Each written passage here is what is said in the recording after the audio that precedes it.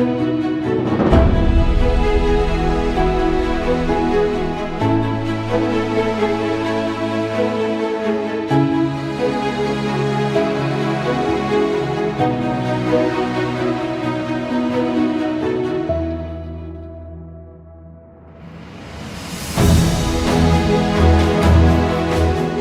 kapayapaan po ay isang basic na elemento ng kasaganaan.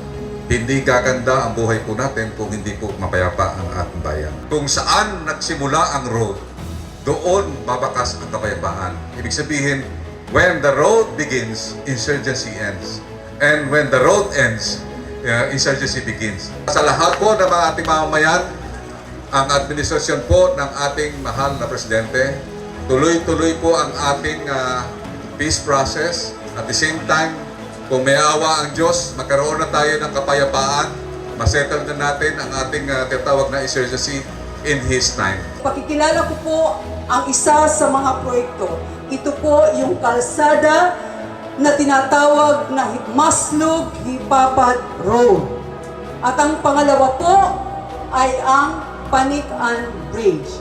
Ang proyektong ito ay napakahalaga para sa atin. Itong Maslog-Hipapad Road, isa ito sa makakapagbigay ng katugunan doon sa mga problema. Dito, mapapabilis o magkakaroon ng maraming oportunidad para sa ating mga liblib na lugar.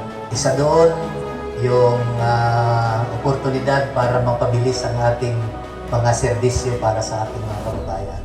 Mapapalapit din ang mga kabataan natin sa edukasyon at mapapaganda yung hanap buhay ng ating mga kababayang magsasaka. Sama-sama po ang national government, ang ating mahal na speaker, ang ating mga senador, ang ating mahal na presidente.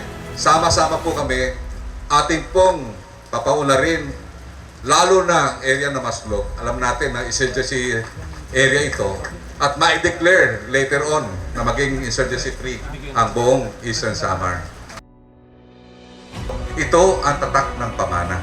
Ibig sabihin ng tatak ng pamana, na pamana nyo sa inyong mga mahal sa buhay, pamana nyo sa inyong mga mamamayan, at pamana nyo sa ating mga tinatawag nating sa makinabukasan ng ating mamamayan.